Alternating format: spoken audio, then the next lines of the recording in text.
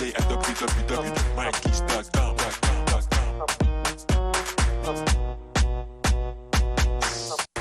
Purchase a list today at www.mikeys.com.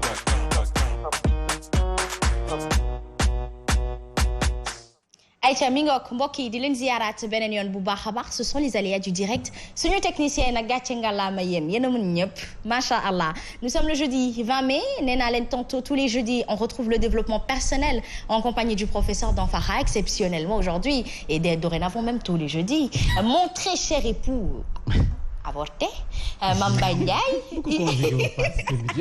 yow si coulisses yi lu ñu waxtaane waaw tamit am na lu ñu waxtaane jotagul dañuy bañ cat jiituñu nag mi ngoog moom tamit il sera de la partie ànd ceeg gan boo xamante ni moom tamit ñëw na daal di gën a taxawal waa Tëngéej ndax gox googule yaakaar naa ni ay intellectuel rek a fa nekk dañoo xam seen bopp lébu yi bëgg seen bopp te tamit bëgg li nga xamante ni moom moo di ab Sénégal ak Ndakaaru Njaay Papa San Seck pour l'actualité il n'est plus à présenter waa jooj daal mooy xorom gars yi di ko naan Messi noo def ayca ma tàmbale ko droit de naissance oblige waaye tamit économie kenn du ko fàtte benn yoon Binta Ba sera de la partie Haj Mansour ci seen naataange moom tamit il sera de la partie et éventuellement Madame Cissé Rokhaya Dieng sera aussi de la partie pour savoir vivre savoir être ou quelquefois astuce professeur noo def. Bonjour Asma. Bonjour. Mais on a un grand hôte là aujourd'hui là. Bah oui, Mame Mbaye Ndiaye. dama ko doon wax ne sànq mais c'est vrai qu'il est très occupé. mais ça nous fait plaisir de te voir ici quand même. mais justement ça ci teg def ci la. sunu heure yi dafa jigéen matinal bi ak suba teel da ngay enchaîner day metti. c'est ça damay suivre seen duo trio xaw ma quatuor boobu. di feu là le matin. waaw non c'est extraordinaire. xam nga bu ñu defee lu ñuy def ci fajar gi yéen ngeen ñëw def li ngeen di def. da ngeen ñëw si àdduna yëpp. c'est que yéen waa Sen TV da ngeen amal ak askan bi parce que ñun bu ñu jëlee fajar gi ngeen jël bëccëg gi tamit day metti may leen yeneen télé yi tuuti aussi oh déedéet oui ma jël pee ca aras la moom ak see bokk yam yàllaa ko dogal 40 ans la laata suñu juddu tout à fait maa la wax lii bravo toujours un plaisir d'être là bonjour également notre invité bonjour chers téléspectateurs et également bonjour surtout nos amis qui nous suivent un peu partout dans le monde notamment Adama Ka du côté de Lyon. Parfait, très bien. Merci beaucoup en tout cas professeur Danfara d'être parmi nous pour ce matin. xam ngeen ni bu ñëwee rek xam-xam dafay daal di balle fii daal di dugg ci seen biir xol dugg ci seen biir bopp te des fa ngir ngeen mën a raw Mame Mbaye Ndiaye nuyonte nañu saafonte ñu waaye faw mu nuyonteeg téléspectateur Subatel ndaxte Subatel la njëkk a bokk. waaw matinal bi ak Subatel benn la waaw benn la dañ koy kër gi la rek dañuy gunge nit ñi ndam kër gi la rek. bu ñu yeewoo ba pare àndax yéen.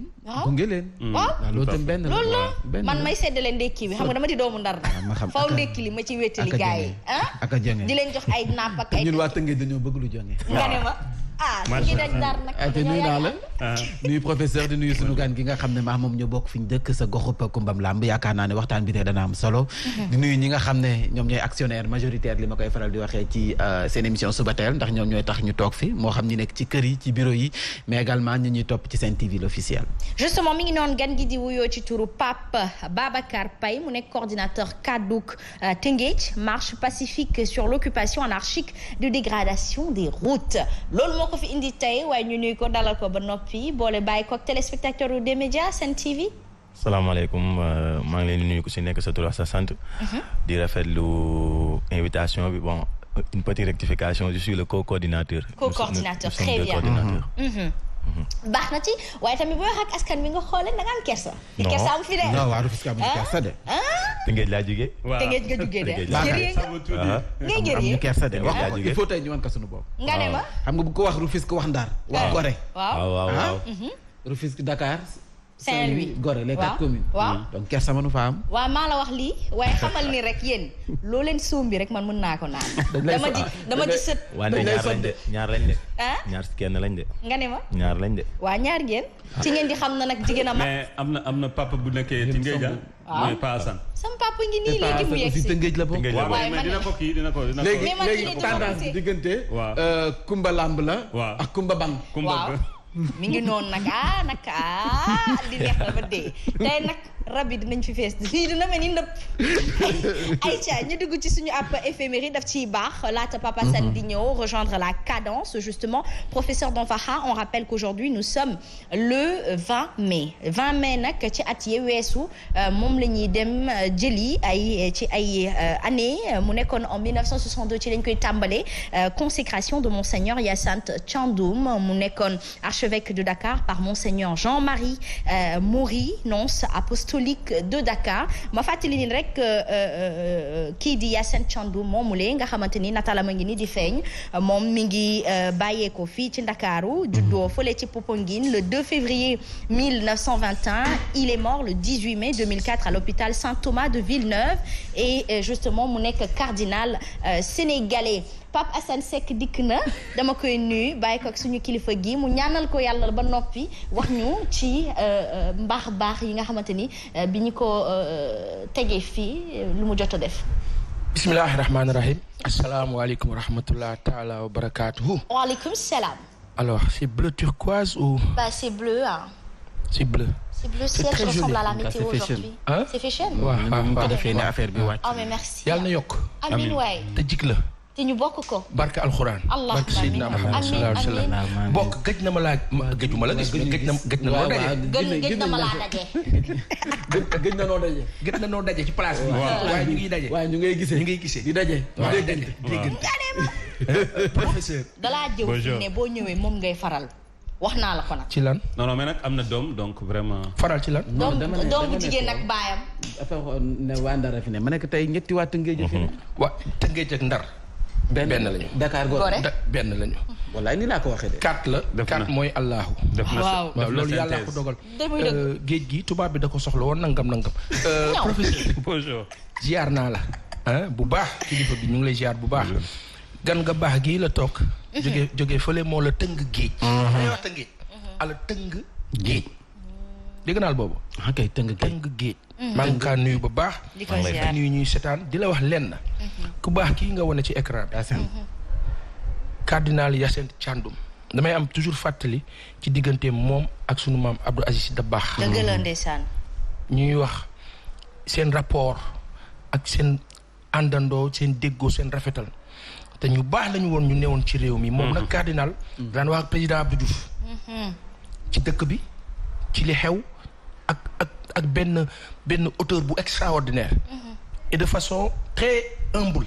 mais da daan joxe kàddoom. très bien donc yàlla na yàlla yërëm ko. amiin waay moom mooy dawlu yëpp. amiin yaa rabbi. mi lu am solo mi ngi noonu ca 2010 la ñuy tàbbi Mame Mbaye Ndiaye. une loi institue la parité absolue entre hommes et femmes dans les institutions justement totalement totalement ou partiellement électives du Sénégal parité nekk loo xamante ni jigéen ñi xëy na léeg-léeg des fois dañ koy réeroo waaye nag dafa doon permettre rek ci bërëbu liggéeykaay droit bi góor di am jigéen daan ko am. boobu 2010 ba léegi avancé. waaw di nga gis ne peut-être nañ ko war a respecter des na. nañ ko war a respecter peut-être des na boo demee sa assemblée nationale def naa sax am na si benn ku ñu waroon remplacer ba coow am si ñu ne noo jigéen a ko war a remplacer pour respecter parité bi et tout ça di la wax ne comme gis nga bi ñu koy doog a wax coow bi ci amoon bari woon jigéen ñi soloon seen yére yu weex wàcc si tali bi def si kontaan ci lool c'est parce que ñoom am na peut-être nañ ko comprendre woon te ñeneen ñi comprendre ñu ko woon noonu dañ foogoon ne da ngay jël góor ak jigéen yemale leen ci bépp fànn alors que ne loolu mënul ne. bu ñuy wax parité peut-être jox leen ñoom fa ñuy naseex fa ñuy noccee ñu yegg fa. fa nga xam ne dañuy jël ay décisions ñoom it ñu am fa seen kàddu loolu la woon kese. donc je pense que fu mu nekk nii commencé nañ ko comprendre. et puis lu am solo la et puis di jigéen man góor man na ko. boo demee ci fajar gi bi ma daan jógee Tëngéej di liggéey si ay 4 heures du matin 5 heures jigéen ñi ngay gis si arrêt bi. ñoo njëkk a yow ñu gàddu seen i ndugg. marché lañ jëm pour jaaye ji. wala ñuy bot seen i doom. def ci li nga xam ne ñoom lañuy jaayee ndékki duggandoo ñun si oto yi dem donc jamono ji dépassé nañ fi ñu waxee ne noo jigéen ñi toog leen donc bàyyi leen ñu dem te boo demee ci dëkk àll yi sax du ci bëri. jigéen ñaay nekk sa tool ya. góor yaa ngi si taatu garab yi. te muy dëgg. mi ngoog Papa Assane mu mel ni kon loolu dafay gën a nduroog égalité professionnelle des droits professionnels. waaye léeg-léeg sama mbokku jigéen yi sama genre yi nii dañuy mën a tenir tête di fàttewaale seen rôle moo xam ci diine gi moo xam ci ci culture bi nga xamante ni moom moo di aada ak cosaanu nit ki te lépp lu ñëw war ngaa ko mun a boole ak sa racine. pour bañ a réeroo ak sa bopp. c'est important ce que tu dis et Mame a bien fait ni mu ko waxee noonu la maintenant li si man nag dama bokkoon si ñi doon wax ne ci jamono bi bëgg président Abdoulaye Wade doon wax ma ne man gëmuma ñuy taxaw naan parité laaj ma lu tax jigéen moo ëpp doole góor te muy dëgg la tax mu bëgg la maam dégg nga lool yàlla nu tiim de mais ëpp doole bi jigéen ëpp doole moo tax yàlla jox ko muy ëmb sin wallaay te ay bu doon góor ak wóolu ko dee ngeen góor ak waaxoom ak dellu seem wala dékku loolu ak ñagas-ñagasam yàlla du juum utalal góor wëjji seet ay day rey boppam bul sax sonn day jaxase day taal àdduna moo tax yàlla juumul xam na li muy def de moo tax parité quand on l'a dit ma ne lii wax bu yàqu la parce que jigéen moom la yàlla may foo ko teg mu dem ci capacité ci lépp ci asma xoolal kër xale ak ni mu mel ba juddoo bébé ba muy màgg jigéen dékku ko teeku ku góor ki naan waaye waxal kii yow damay liggéey à plateau bi tey ala daw mel na nag maam Kumba Bag dominé na maam Kumba Bag ayca mi ngi noonu sama papa ji xamoon naa ni doo ma teg gàcc benn yoon aw ma ku dul yow aw ma lu la sut te saa yoo ñëwee la de génne la tëngéej fu mu nekk yóbbu la ndax mais moom sax ay maamam a nga ca Ndar gi moom dafa boole ñaari yooyu plurloo ko moo tax mu mel ni mu mel nag bu ma rusuloon téléspectateur bi moo tax ñenn ñaa nga xombal ñenn ñaa nga Mauritanie ma ngook nag kon ñoo bokk yem di supp la nañ ko naan rek nekk ci état ayca ca 2015 la ñuy daal di tàbbi professeur Mon Fakha Mohamed VI né le 21 août 1963 à Rabat nekkoon le 23e monarque de la dynastie alaouite et le 3e à porter le titre de roi du Maroc moo ñëwoon fii def visite officielle am au Sénégal comme son père le roi Hassan II lors de l'inauguration de la grande mosquée de Dakar en 1964 moom papa moo fi ñëwoon 1964 waaye moom 2015 ci la ñëwoon def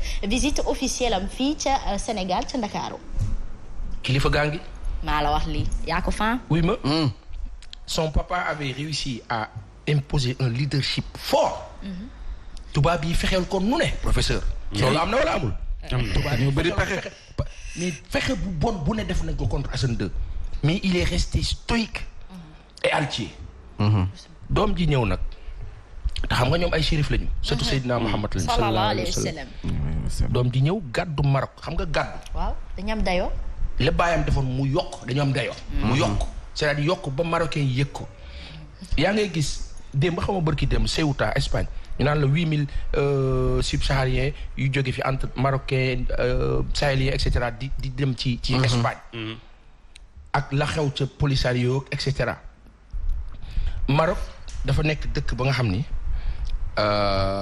ci jamono nasaraan dafa amoon nasaraan graw dafa moom conquête rek dafa amoon pexey récupérer ko loolooy fondement wu xeex bi entre Polisario ak Maroc en général aujourd'hui lui il est parvenu à stabiliser la chose da nga wax bi ba pare économiquement mu doxal Maroc marocains yi seen entrepreneurs yi xoolal fii marocains yi ñooy wër Afrique de l'Ouest di tabax mais ni ñun mënuñu di wër di tabax ñu jox leen fii Adowa bii ne ci pompier bi xam ngeen ma wax ñaat la ñu jaayee mètre carré bi suñu bokk yi Adowa pour ñu tabax pare di ñu jaayee ay appartement 242 millions astafirullah 42 millions léegi ñoom ñaat lañu leen jox mètre carré bi billaay bu ma waxee fii mètre carré bi liñ leen ko jaayee ñaata xam nga Ndakaaru tey professeur mètre carré bi dañuy wax 1 million waaw jëm kaw waaw mais ki nga xam dafa jógee ci biti bu ñëwee ñu ne noonu dañ koy defal ay facilitation mais ci facilitation bi on se rend compte que day mel ni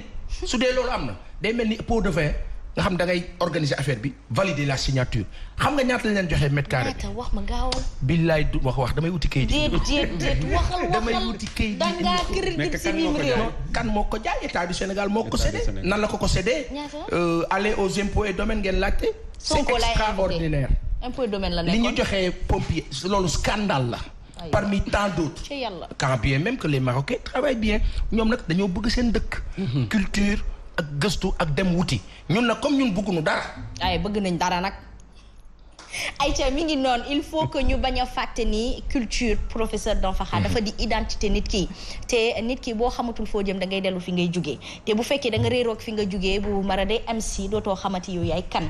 C'est important de rappeler justement ils font des efforts ces temps-ci waa nguur gi ñooy góorgóorlu. yal na yàlla dolli leen. ñoo ngi góorgóorlu waaye ñun tamit dañu war a jël suñuy loxo tamit mettre notre part de la pierre à l'édifice pour mu mun a arriver à bon port parce que li nga wax nii Mohamed Sismi da koo jëmmat xalaat ko jublu si marocains yi jàppale ko ci. Il faut aussi que la population s'implique, n'est-ce pas, professeur? Tout à fait. Et ñu def des erreurs ñu accepter ay erreurs là après on refait ça encore. parce que bañ a dëkk ci erreur yi. waaw mais yombul nag yëf yi yombul jëf yombul. waaw jàppal ma jàppale rek. waaw Dubaï lan moo ko defar. noonu la waaw. Dubaï bi ñu la wanee photo mi njëkk ay xeeri kese fa nekkoon. xam nga askan waa dellu si defar. question de volonté aussi si la. ci la de volonté politique. parce que pour nga changer dara pour nga changer il faut nga am volonté. tout à fait faut nga am volonté de volonté bi Assane am na volonté. keneen ak keneen am na volonté. mais comme kii ñoom am nañ volonté na ci ñëpp Thomas Sankara lu muy wax rek. waaw bi mu jëlee nguur gi ñu ne ko mais capitaine erreur yi bari na. échec yi bari na mu ne waa dëgg la. avant ay fukki la ñu doon tenté ñu am ci benn ndam. léegi téeméer la ñu def ñu am fukki ndam. te muy dëgg. waaw donc il faut toujours continuer. fii nag ñaata lañ def ak lan la ñu am. non fii moom beneen affaire la. mais fii amul échec. du échec de loolu day échec xam nga échec dafa fekk nga. est-ce que dinañ jéem sax dañu jéemul. xam nga booy def échec day fekk nga amoon volonté def lu baax. mais am na initiative nag quand même. non am na certaines initiatives mais la majorité.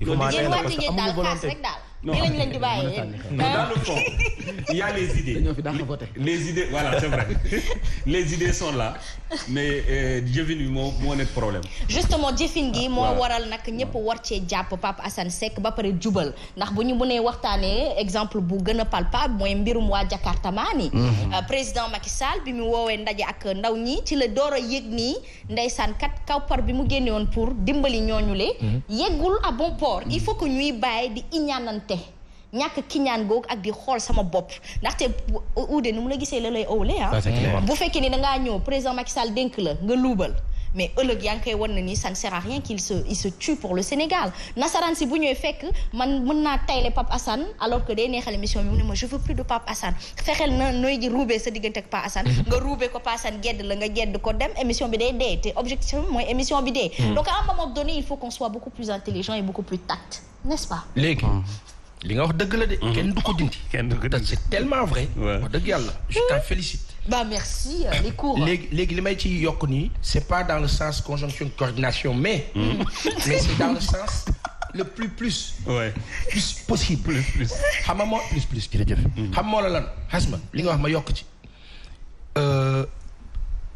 démb dañoo amoon waxtaan xëccoo man ak Simon ak gars yi ci grand xëccoo bu metti sax parce que seen émission boobu xumb na de non xam nga lu non dafa am lu mu doon xëccoo mooy leadership ku defar Rwanda ku ko defar askan wa dafa am njiit bu ñëw teg dara ñun 94 fu ñu newoon du fii di dox suñu ay soxla Rwanda di toj 2021 Rwanda raw ñu doon dëkk bi gën a set Sénégal génocide ba fa am y a un problème ñoom ñu reyante wala léegi loolu ki nga xam ni moo jiite dëkk bi la wala askan wi la ki jiite dëkk bi mooy impulsé mooy tracé président Macky Sall loolu mu def keroog ca fële Sika toog à la limite mel ni ku écrasé ñi mu employé jaxase leen ak askan wi xam nga loolu lan la mais boppam la ko def yooyu ay jumte la c'est-à-dire que même dans la communication parce que parfois dama am cette impression que ndeysaan politicienne bi dafa bëri comment montrer aux gens comment séduire que la meilleure séduction c'est la qualité du travail le résultat xasma li président bi def keroog gouverneur bi ñëw taxaw ñun gisuñu kon ça veut dire que monsieur le président vous n'êtes pas organisé mais nag Papa Assane il faut qu'à un moment donné qu'on soit beaucoup plus flexible ci côté boobu xam nga lu tax ndaxte askan bi bu demee ba ñàkk ngëm kilifa diine ñëpp di woote dal woote jàmm ak jàmmoo dafay baax ñu xam ne ni on a parlé aussi de transparence et de traçabilité traçabilité mooy lii nii ñu def nii fii ñii fauté nañu maa leen jël kat fauté nañu mu nangu xam ne ni ñi fauté nañu te fësal leen ci kanamu askan bi je pense que déjà c'est un grand pas dans la traçabilité et la transparence des choses mais non nag potum biir dafa am suturaal sa bopp mag da koy def. mais président bala muy ñëw foofu si l'équipe qui est avec le président avait fait le travail nécessaire. mais président du ñëw foofu. mais xam nga di umpale ne. professeur am na deux choses mu umpale ko c'est une catastrophe mu def ko sciemment pour séduire c'est pire. très bien. Ouais. Professeur. waaw li ma bëgg wax rek c'est que xam nga souvent booy xool gars yi. souvent yow technique bi ngay xool quoi lu jaadu. mais il faut nga xool leneen. waaw xam nga président lu mu doon uti xam nga day waaj a def tournée. waaw dafa bëggoon économie wane ni encore énième fois. dafa bëggoon wane ni jakartaman yi man maay seen waaja. waaw. loolu la bëggoon wane. comme ça bu demee ci tournée yi gars yi teeru ko. man ko teeru. c'est ça l'objectif. mais moo la gënoon xam ne. jotuñu dara. mais en faisant communication la rek c'est un jeu. est-ce que loolu am na ci dara. c'est le mieux. est-ce que am na ci on dara verra si les xam nga day dem tourner la semaine prochaine. vendredi bële. waaw ci 4 régions yi. waaw nañu gis suñu gisee jakartaman yu bari. ça lui fait combien de tournées économiques en 9 ans. waaw bari na de. et trois fois avant muy falu. Et quels sont les résultats? al mooy résultat yéen 2017 2016 2017 2018. jàpp 2019 président Macky Sall ñaata région la wër. région bu ne mu diggee fa 150 milliards 200. mais ça c'est bien. non professeur. professeur Bambara c'est bien. waaw xam nga le fait mu dem. non le fait d'y aller et de promettre. et de dire on va Casamance ñaata lañ leen digoon. c'est à coup de milliards ba ci région de Dakar. mais est-ce que aujourd'hui mooy conseil des ministres décentralisé. oui est-ce que aujourd'hui prenez votre waaye ubbi leen serveur bi léegi Sénégal yëpp woote ngeen xool. de même que les promesses. pour la ville de Rufisque. non Rufisque moom talib rek justement mais nag fi ñu la doon as tuut moo fa après dañoon na sax. dara mais nag nañ ko nangu itam bu dee jéego yi bëri nañ promesse yi toll na ci 100 am na 10 yu defaru ndaxte am na ay villages reculés du Sénégal yoo xamante ni boo fa demee xëy na amuloon ndox amuloon courant président Macky Sall ci campagne électorale am bi dafa demoon defal leen promesse te yóbbu na fa ndox yóbbu na fa courant il faut aussi qu'on c'est vrai que doyul xëy na d'accord te du dara du musa doy dara du musa doy. mais duñ ay nihilistes sax dinañ nangu ne am na yu am. mais aussi président Macky Sall digg na def na loolu di information. parce que c'est le train qui arrive à l'heure. voilà. mais nag digg na deful. moo bare mooy wax c'est-à-dire que yéen tamit ndànk rek Rufisque waaye président tey maa la fi nekkal bu yóbboo ñu ne danga maa compal dama fàtte sol marron beige sax man tey. marron beige laa waroon a sol daal. non mais président nga wax de. waxoo secrétaire général APR. non président donc non ñun président la ñuy waxal quoi. waaw président ngay waxal yow. nous sommes tous avec le président. nous sommes tous avec le président Macky Sall. dëgg nag du romb nopp je suis avec lui de. waaw mu réussir mooy suñu réussite. mooy suñu mbégte am jàmm mooy suñu jàmm. mu am xéwal mooy suñu xéwal. te muy dëgg. léegi nag xéwal bi day ñëw te duñ ko. yoon bi rek. ngeen koy gunge rek. Aïcha mi ngi noonu. professeur. dañuy fay teg baaram. dugg actualité. ndaxte actualité bi moom imposé na boppam dafa mel ni daal géej gi yëngu na tey. Aïcha Papa Sane Seck moom la ñuy dalal ci actualité si tout de suite.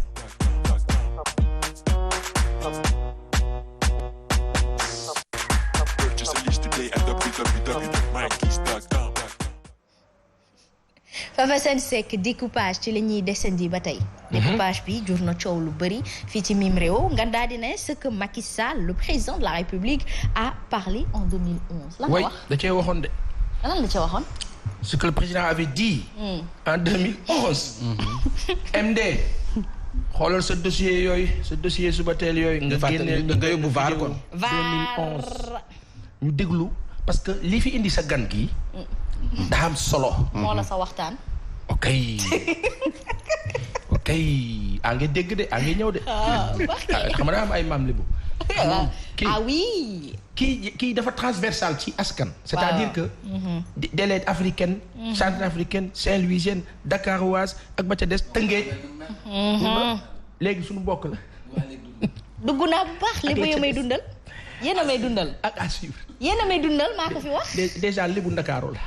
nga ne ma ña sant Thiandoum Sarr Diagne Seck Ndoye ñëpp Mbeng Faye Diouf ñëpp la bokkal fi mu Pape Assane boo ma weeree ma weer la fi. déet weeru la yow ay askan la ñuy waxante rek askan la ñuy waxante. ay léegi nooy waxante dama la ne nun nooy waxante suñu biir. moom ba ca Ndar jël roppalaan ba ca France. tugal googu noonu muy aw sunu mbokk laal MD ba amee bal wax ba nañ ko déglu nañ déglu le découpage continue de plus belle. Depuis 2008, il y a eu une frénésie abusive du découpage administratif. Et ce découpage a permis au PDS justement de gagner les seules collectivités découpées. Donc, c'était là la trouvaille pour 2012. Ils ont créé 60 nouvelles communautés rurales depuis lors. 60 nouvelles communes, 20 arrondissements nouveaux, 10 départements nouveaux. Alors le tout dans un méli-mélo indescriptible, sans tenir compte des impératifs qui doivent sous-tendre tout découpage administratif. Puisqu'ils n'ont pas pris le temps, simplement, de faire toutes les enquêtes sociologiques, économiques, politiques, etc., pour faire des arbitrages justes.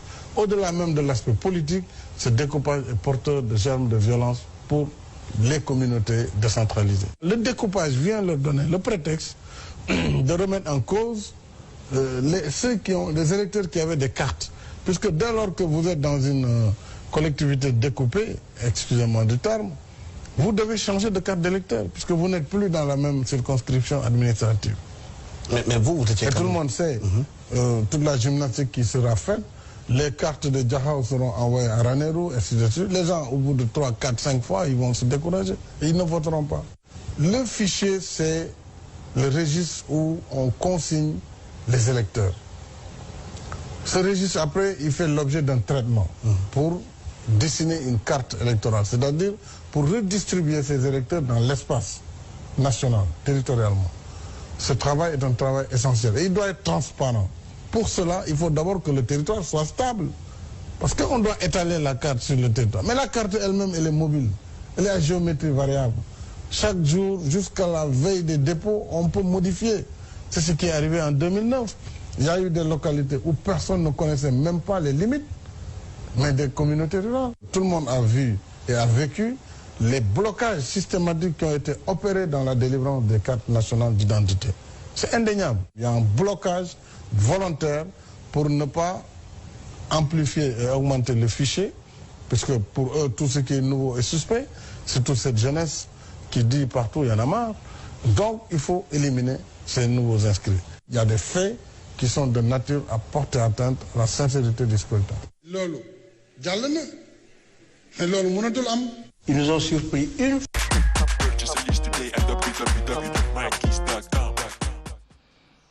Bah, c'était bien dit à l'époque, comme l'a dit professeur Danfakha. C'était trop bien dit. Mais aujourd'hui... C'est comme le programme de Yoonu Yokkute. C'était trop bien écrit. Après, ñu jël Yoonu Yokkute teg ko ne le tubaab bi jox leen émergence. Hasma. Kilifa ba waxee.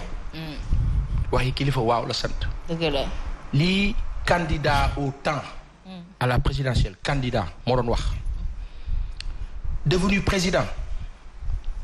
tous les reproches faits à l'endroit de l'ancien président Wade, dont il était l'acolyte principal, directeur de campagne en 2007, premier ministre en 2004, patron de la cellule initiative stratégie du Parti démocratique sénégalais à la fin des années 90, kon bokkoon na. dëgg la. kon toutes les stratégies yu ñu teg ci jamono boobu. ba mu teel ci li fi jëlee président Abdoulaye Wade moom il en était acteur. tey ca 2008 ba mu demee mu wër Sénégal ñetti yoon ña xam na li xew ci dëkk bi jox leen ma defar dëkk bi yàlla dogal mu falu. tey 2021 mu jeexal ñaari mandat mu war kaa jeexal incha allah li ko desee léeg-léeg ñu naan barewul mais bare na de. lu ne mën na ko cee def. ci lu baax. malheureusement cette obsession à vouloir rester ci siège bi. malheureusement président baal ma rek vraiment baal ma mais am na ku ma naan bul ko baalu wala bul baalu sooy wax dëgg wala li nga yaakaar ne dëgg la. dañu yaakaar ne li ñuy wax dëgg la mais dañu koy baalu kilifa la kilifa wormal. te nit ki loo am ngay joxe respect la. waaw kay kilifa wormal dañ laa yar. kilifa la c'est le président de la République du Sénégal institution la. au-delà par devers ce qu'il représente nit la aussi nit daa jum kilifa daa jum te fii président daa jum ba punkal xam nga na mu juumee. moo waxoon mais ci jëf wàqet la mu présenté ci promesse ci mais tellement de belles choses yoo xam ni ci belles choses yooyu Hasma. le Rwanda est venu au Sénégal ay cadres sénégalais defaral leen ay documents stratégiques professeur looloo defar Rwanda tey. ah oui waaw ni nga tëddee ay ingénieurs sénégalais ñoo tabax Kigali. ah oui waaw ah l'actuel directeur de SOMISEN moom moo formé seen cadre yi pour la lutte contre l'enrichissement illicite. Ousmane Cissé waaw. waa léegi. kon l'affaire est là. pourquoi on se xeeb. Pourquoi on se xeeb. T'as bien. Pourquoi on se xeeb. Burkina Faso, Côte d'Ivoire, c'est-à-dire tous ces pays là ba Afrique du Sud dañuy yittewoo Sénégalais yàlla moo def loolu. Hasma toujours ma wax fii ma ne nous occupons le centre du monde, nous sommes le bout du nez de l'Afrique, nous sommes traversés par le méridien de Greenwich. Du hasard fii moo la xunt bi fii la Baay Laay alayhi salaatu wasalaam nekk mu ne mën a woon démb mën a tey xéwal a ngi fii. waa léegi ñun duñu gañe. président moo wax lii tey président mooy découpé li mu wax nii yëpp. dénoncé ko tey c'est le président de la République du Sénégal moo équipe am ñooy découpé. mais non est-ce qu'aujourd'hui Papa Sane excuse-moi de te couper. Oui. Est-ce que bi muy nekk candidat. peut-être ci chaise nguur gi boo fa demee y a d'autres réalités beaucoup plus contraignantes qui poussent à xëy na dans l'ignorance il a justement tenu ces propos-là en 2011 mais face à la chose tey le pouvoir a ses réalités. Voilà, le pouvoir a ses réalités et face à la réalité du pouvoir on se rend compte qu'il est obligé justement de découper. yow kii nekkoon nag président Abdoulaye Wade. mais Abdoulaye Wade mën na ko nëbbu boppam. lépp le président di wax dafa ndànk laata président di falu ensuite président falu 2000 ba 2008 mu ne ci nguur gi. occupé presque toutes les stations. ministère o président assemblée o premier ministre maanaam fu président Abdoulaye Wade di toog ma nga ca wet ga xam li kaw di ko gis di ko dégg dénonciation bi mu def c'est parce que da koo xam 2009 lan moo tax Khalifa Ababacar Sall gagné. nit ñi dañoo foog ne Khalifa oui il y a son charisme il y a tout ce qu'on veut pour Dakar mais au-delà il y a aussi l'information et quelqu'un est sorti en 2008 du cosmos du système il s'appelle Macky Sall bi nga xam ne moo doon directeur campagne en 2007 xamoon lu ne ci fichier bi c'est le même qui est revenu en 2009 bi mu génnee mais filer les infos qu'il faut ensuite en 2011 mu daal di taxaw ne attention fichier bi dañ ko war a xam nga loolu lan la opposition bi am filon tey opposition bi filon boobu daf koo manqué parce que ka xamoon la xew démb moo toog ŋànk mbir yi téeka te dakaa téye nag te da ko maîtriser léegi nag téye bi moom la ak askanu Sénégal xanaa xamoon ni président Macky Sall amatul affaire ak des leaders d'opposition opposition benn moo fi am ça s'appelle le peuple sénégalais Hasma gan gi teew na dañ koy teral daal di ko dalal nañ ko bu njëkk faw ñu dugg ci waxtaan gi yow da ngeen di fas yéene amal marche pacifique ngir ñaxtu lii di dégradation des routes fële ci diwaanu Tëngéej. Bon tout d'abord maa leen di remercier waat comme ni ma ko defee woon sànq di wax ni Tëngéej c'est une ville oubliée parce que boo xoolee depuis l'arrivée du président Macky Sall au pouvoir y a aucune réalisation bu fa am tey jii Tëngéej boo koy wax dañ naan la tête yi nga xam ne Sénégal am na ko depuis 1960 wala avant même jusqu'à présent Rufisque dafay am part mais tey jii nii booy jël ñooñu nga ñëw si ministres yi si députés yi si maires yi ba tey apport boo xam ne war nañ ko mën a am bu mën a am aura boo xam ne war nañ ko mën a yóbbu au niveau de la présidence ba suñu revendication ñu mën ko faj gisuñu ko tey ba ma ñëwee si lu ñu tax a jug suñu collectif bi dañuy dox ñun ñëpp dëkk Tëngéej di yokku autoroute à péage ñëw TER ñëw ñu morceler Rufisque en deux waaw ñu dëkk tamit Tëngéej boo xam ne Rufisque dëkk boo xam dafa am occupation anarchique de la voie publique il y a aucune route secondaire praticable au niveau de Rufisque tey jii centre de santé yi fa nekkoon ñaari fa nekk ba tey ñoo fa nekk poste de santé yi fa nekk ba tey ñoo fa nekk te je pense bien que les normes de l'OMS en matière d'infrastructure d'année pour 150 000 habitants il faut un hôpital poste de santé au moins poste de santé ñun ñi nga xam ne fi ñu dëkk si quartier populaire yi poste de santé benn poste de santé pour 10 000 habitants la ñun au nord nous sommes 115 000 habitants on a juste 4 postes de santé. ci yàlla. au niveau de Rufisque ngay romb ci trottoir route nationale espace piéton ngay ñëw di dox jaaykat bi ne la puusal fii man fii laay lal. yow da ngay obligé yow di doxandoo oto yi. Rufisque kese lay taw kenn du génne. dëgg la ndax amul route Rufisque bu amee route secondaire. monocouche la. ci yàlla. c'est-à-dire une seule couche. wàllum occupation anarchique boobu ngay wax noonu ak mbedd yi ñuy lal yaakaar naa ne buñ ci amee kuñ ci joxoñ baaraam loolu waa mairie bi la. waa mairie bi mairie est. mairie est Boubacar Albi def naa moo yor marché bi. Boubacar Albi Ndoye moo yor marché bi si domaine am la côté mairie est. mais dafa am lu ñu constaté population bi chaque jour dafay su crier ras-le-bol si occupation anarchique bi dafay indi automatiquement personnel boo xam ne dafay désencombrer artères yi nga xam ne moo nekk si ville bi mais dañu seetlu leen suivi mosu si am depuis des années ñoo ngi désencombré chaque jour ba instant bi ñu toll nii ñun sax commencé na ko def mais jàppeewuñu ko comme loo xam ne dafay am suivi dañ ko jàppee ne c'est juste que ne le président Macky Sall annoncé na la date des élections locales il faut mu def ko sous forme de campagne moom tamit profité nit ñi ne moo ngi defar marché bi mais jaaykat yooyu noonu sax moom da si bénéficier comment parce que ñooñu di lal 6 heures du matin jóge fa heure bii may wax ak yow 9 heures am ñu lal 12 heures wala 18 heures am ñu fa lal juuti yi si table am lay tegu te liquide la moom il est le seul maire au niveau de Rufisque boo xam ne mooy bénéficier wu si loolu noonu.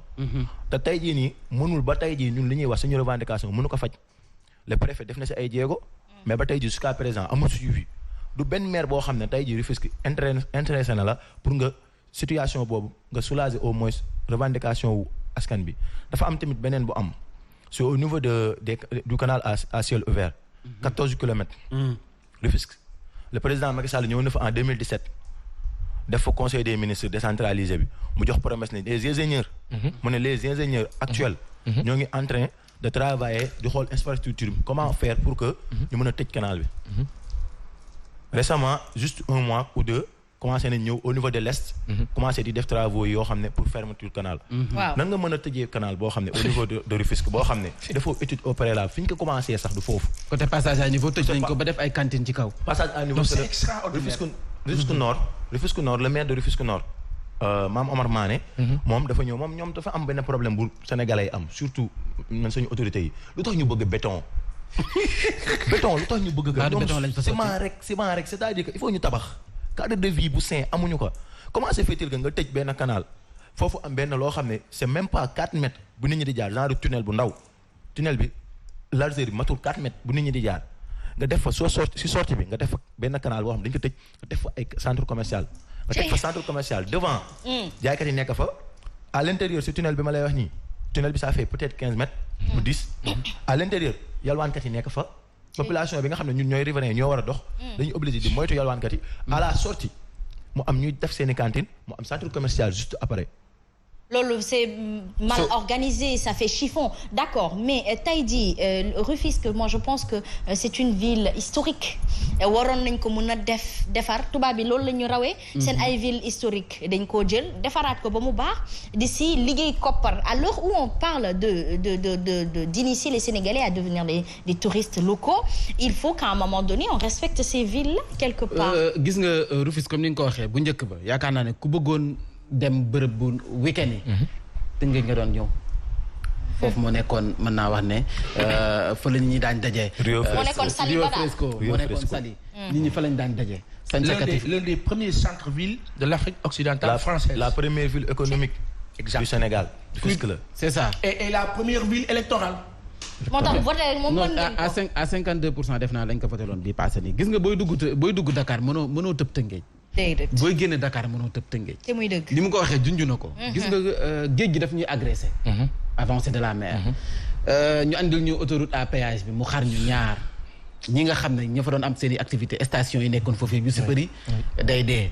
ñu ne deetuwaay ñu andil ñu terre bi terre boo xam ne yóbbu na Tëngéej à terre parce que tabax yi ñu fa def kenn xamul lal tunnel bu nga xam ne da ngay jóge juuti ba da nga daan jóge juuti ba directement da ngay génn HLM directement yóbbal juuti ba mais léegi da nga di am ay tourne yu du jeex dugg si tunnel bi kenn xamul embouteillage boo xam ne embouteillage monstre moo fa am nit ñi boo tëngee sa jéggim siraat lañ ko daan faral di woowee opération de désencombrement am na maa ngi koy fàttaliku benn xaw ma tabaski loo xam lu mu ci manti doon ñu defoon ko fa ba yëg si côté daral ba préfet mi ngi ci woon ñoom Souleymane Ndoye ñoom ñëm ñu ngi ci woon bay xeex foofu mais teguñu si 1 mois carton yi ñu fa jëlee woon ak table yëpp dellu si waat mooy problème mu suivi bu ñuy wax li ma jaaxaloon mooy côté marché boobu ak fu waay neex lal dafa am benn projet bu nga xam ne waa Tëngéej dañ ne woon mukk du si daal mooy carré d'or bi mais apparemment mujj nañ ko nangu mais fuñ ci toll bon foofu noonu man awma si assez d'information mais d'après li ma dégg problème entre autorités yi la moo bloqué processus bi carré d'or bi marché bi xam nga problème Tëngéej ban problème la ñu am problème autorités yi c'est-à-dire ku nekk da ngay bëgg lu ñëw nga àkki moo ko problème de leadership moo am foofu boo xoolee autorité yi souvent ñoom ñëpp kenn par kenn da ngay jéem a jug fëgg dënn. ku nekk da ngay bëgg a gën a fës sa morom fësal sa bopp su côté ñi nekk si pouvoir ak ñi nekk si opposition. ci yàlla kenn représenté aussi Rufisque du ñoom kenn ku siy jooytu pour Rufisque kenn laa wax. ana Ismaïla Madior. Ismaïla Madior ñun buñ ko ñun waa Rufisque buñ ko déggee c'est par Macky Sall le président Macky Sall Ismaïla Madior mësuñu ko dégg mu wax si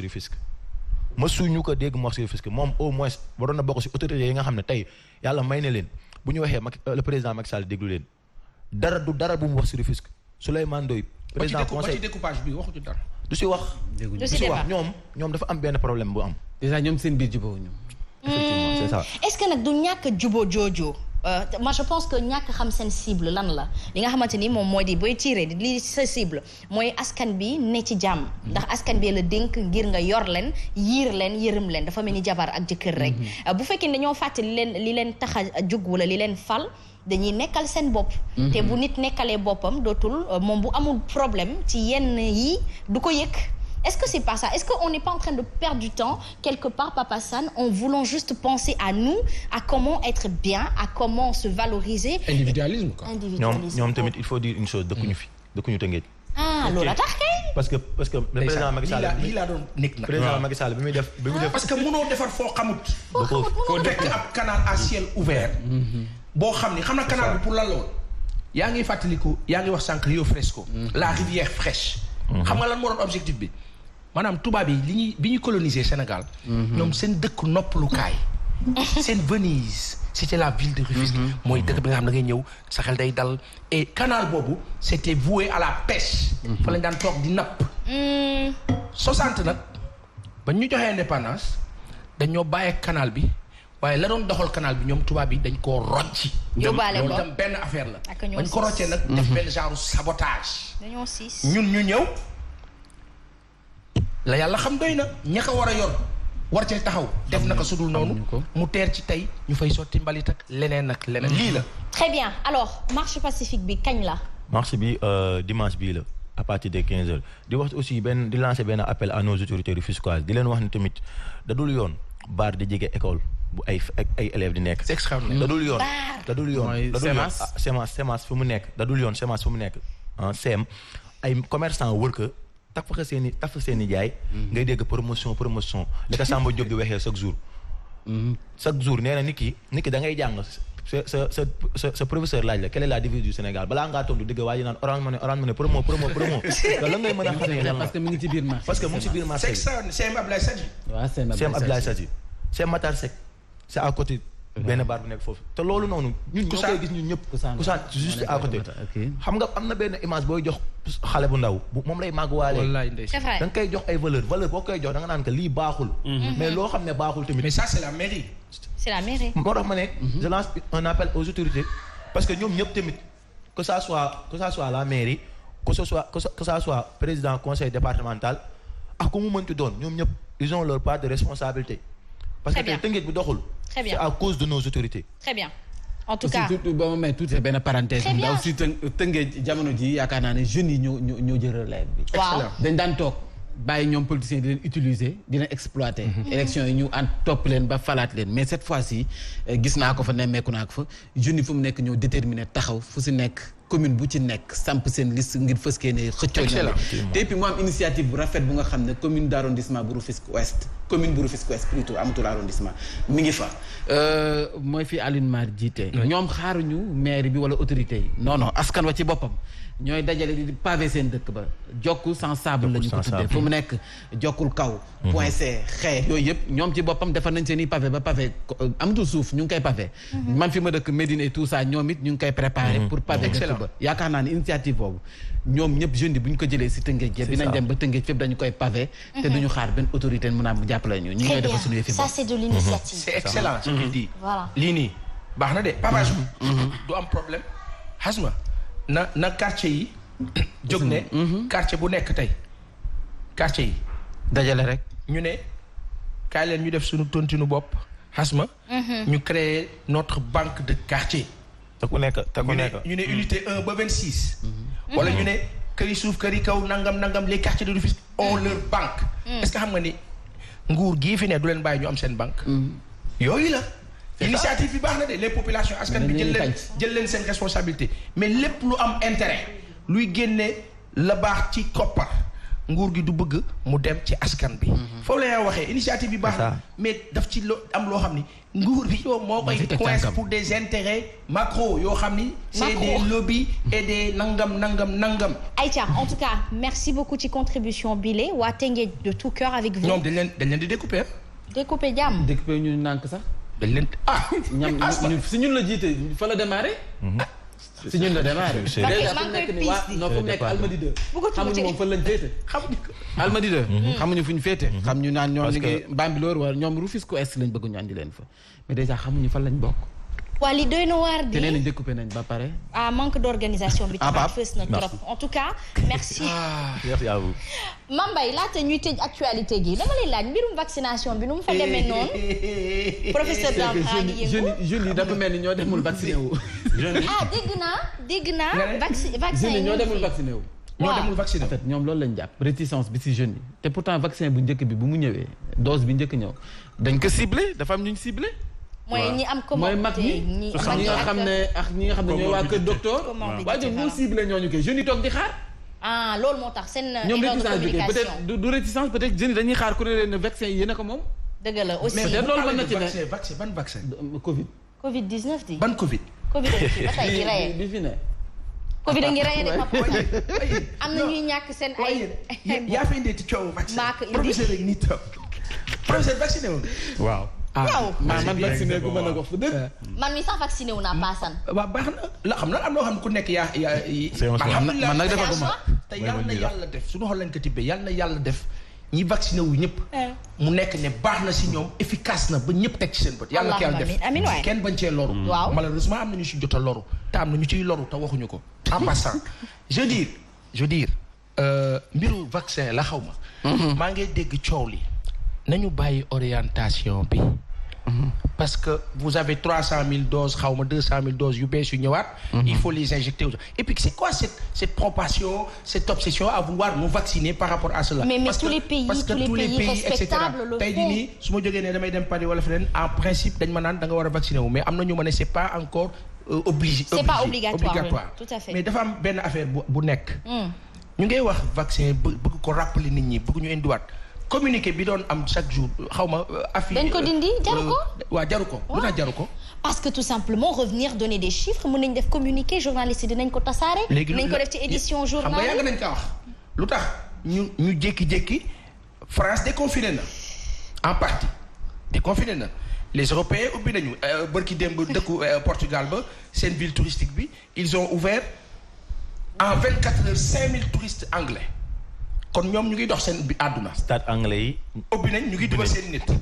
après ñu ne ma non c'est parce que 50% wala 75% de population yi foofu ñu ngi vacciné wu. les réalités sont différentes Hasma. justement ñun ñii man wóor na ma ne bu dee loolu am na bu dee corona la grippe bi may jàpp wala soj bi may sonal jàpp naa ne xëy na loolu mooy corona bu dee jàpp na ma comme ñun africain dafa am nu ñu koy dundee. mais damay wax ne réalité yi dès lors que c'est différent. lu jëm ci vaccin dafa war a adapté wu ci réalité yi. et que aujourd'hui Hasma. ñun ñëpp dañuy wàcc fii di naan taasu ataaya Ousmane yi. ñaari taas la wala ñett. seen TV ñun ñëpp fa la ñuy naan. atu yàlla ñuy corona atu yàlla ñu koy naan te kër gi ñu ngi sant yàlla. nañu bàyyi foofu bi. Aïcha Papa Assane loolu c'est bien mais c'est personnel. loolu analyse boobu ngay def xëy na am nga ñoo ko ci bokkal. am ñoo xamante ni dañoo mel ni man dañoo ragal. am ñoo xamante ni xëy na dañoo am feebar yoo xamante ni bas mi bu ñëwee fekk ci ñoom dafa leen di daaneel ndaxte nag diabète a ngi fi. te ay xale yu ndaw di diabète di génn àddina. du dëgg am na loo xamante ni xëy na pour man. bu jàppee àdduna gi yëpp ba ñu ràññee ni àdduna bi yëpp a été affecté par la chose ou affaibli par la chose vaccin bu ñëwee ñoom tamit ci seen wareef la ñu nekk kem ni nga nekkee sa wareef tey xëy sa suba teel bu ne rek di waxtaan ak askan wi ndax sa métier la. ñoom tamit seen métier mooy woo nit ñi ne leen jënd nañu. indi nañu am leen. léegi nag jublu leen ci loolu. xëy na tamit erreur de communication bi Mame Mbaye di wax foofu la. parce que dañoo ñëw wax ñii am feebar ci ndaw ñi yoo xamante ni mbas mi bu ñëwee mën leen ñoom ñoo am droit vacciné wu ak mag yi xëy na loolu tax ndaw yi demuñu waaye tamit léegi kon nag dose bi gën naa yaatu ndaw ñii nga xamante ni dañoo seen xelu bopp professeur nangu na vaccin gi dañ dem ñàkku ji ñi nga xamante ni nag bëgguñu ko si crypto personnel dañu dem suñu bëggee mais pour man mbirum santé buñ la ci woowee bu dalee sa xel demal ba ci opération chirurgicale da ngay gis ñu am kyste wala fibrome ñu la kaay ñu opéré la dañuy bañ parce que ñemewuñu opération ñii loolu dong la loolu la fi ne ñii secteur de la santé li nga wax dëgg la de xasuma waaw te nangu nañ ko secteur de la santé bii nga xam ni démb maa ngay gis benn femme doomam da doon dawal scooter dugg ci suufu camion bi heureusement deewul muy expliquer nee na wër na hôpitaux yëpp fu mu dem gisuñu médecin newul amul new fi ñëwagul gis nga yooyu day découragé nit ba pare newoon ci loolu c'est-à-dire que le sens de la priorité moo manqué suñu nguur bi te malheureusement c'est presque comme si fait à dessein sa président du mu ngi woon France ak ñoom kilifa yooyu newoon foofu xoolal ngay wax économie te lay fondamentalu économie Sénégal ak Afrique de l'Ouest ak Afrique ña fa daje woon banque centrale la tudd te banque centrale boobu sunu monnaie la sunu CFA ngeen dem ba foofu tudd leen ko taasu leen ko ngeen di lijjanti leneen ci dans un contexte boo xam ni ñun ay jullit ñu ngi massacrer ay jullit fële vous parlez même pas de ça c'est-à-dire après tu te dis mais notre président il est là pourquoi et pour qui mais aussi une chose nit ku booy dem di wax si économie ñan ngay àndal buy dem di wax si économie ñan lay àndal oui souvent le président suy dem di voyage sur des questions économiques et politiciens yoo xam ne du sax si. par exemple ce n'est pas des spécialistes. waaw imagine Farba Ngom lan la mën a apporter en matière économique pour le Sénégal. Et Macron qui célèbre presque comme qui dirait le président Macky Sall dans le sens de lui dire yëkkati sa loxo tu as gagné il a gagné quoi. Il a fait le boulot alors apparemment. Certainement alors lii nii oui tantôt on peut y penser on peut se permettre justement ndax xel moom nit moomu ko ci dafa saay fu ko neex jëm. bleu bi dafa rafet. merci beaucoup tu aimes ta fille bu baax. am na ku fi toog femme Diop nee na ma Pa Assane nag matu la bàyyi ak moom mat bàyyi di xale ma di xale. ay teelu jur rek ku teelu jur rek jur ma nag teelu jur. ku am 20 ans wala 18 ans jur ma mën na ne waaw kay nag junju doy na borom xel. Aïcha mi ngi noonu merci beaucoup surtout à l'invité de venir Papa Sane mbirum économie il faut qu'on essaye de mettre les personnes qu'il faut à la place qu'il faut président buy dem foofu noonu war na góorgóorlu ba yóbbaale suñu intello suñu ingénieur ak ñoo fi bari ay ñoom may sa baabu ak ñoo fi bari ay ñoom les savants économistes là ñoom voilà nga ànd ak ñoom ñu sentir c'est-à-dire ay bu ko defoon yooyu dafay am dayo te itam nit bu fekk ni dafa gis nga toll ci diggante bu lay dimbali du la woo ba këram day ñëw ba sa kër fekk si loolu laa njëkk ñaawlu ñuy waxtaanee Afrique waxtaanee Sénégal fan lañ koy waxtaanee kër jàmbur waaw booy waxtaanee lu jëm sama kër ngeen di ñëw léegi impacté ñan ñoo gën a impacté si monde bi ñoom si Covid bi ñun ñi nga xam ne ñun suñu regroupé ñoom seen population seen benn population ñun mooy population africaine ñi suñuy impacté 130 000 su ñoom combien de personnes ñoo impacté ñun population africaine kese ñoom seen Afrique yëpp 130 000 morts ñoom combien de morts États-Unis plus de 500 000 morts Europe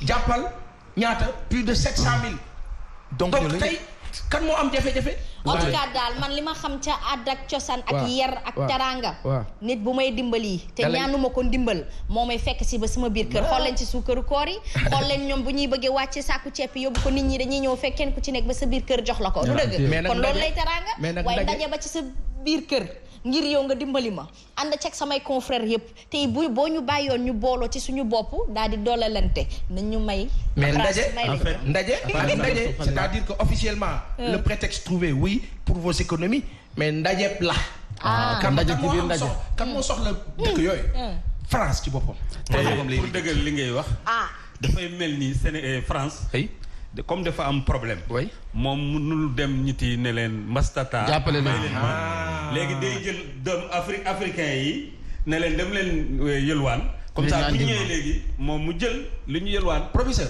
ñaata la àdduna bi wax ne war nañ ko mën a dimbalee dëkk yi ci àdduna bi ci wàllu c'est des milliards de dollars ci milliards de dollars yooyu il y a 24 milliards de dollars qui seraient destinés au continent ñun mais ci biir 24 milliards 33 sur 650 subsaharienne même léegi ci biir 24 milliards yooyu fan lay jaar ku koy gérer c'est la France après mu jël si lan ay fisc yoo xam ni yooyu duñ la ko wax ci kaw. c'est des intérêts ak loo mënti xalaat. des taux de change. xam nga yow doo gis dollar doo gis euro. voilà doo gis yen. voilà mooy jël yooyu. voilà ne imprimerie bi imprimement papier boobu.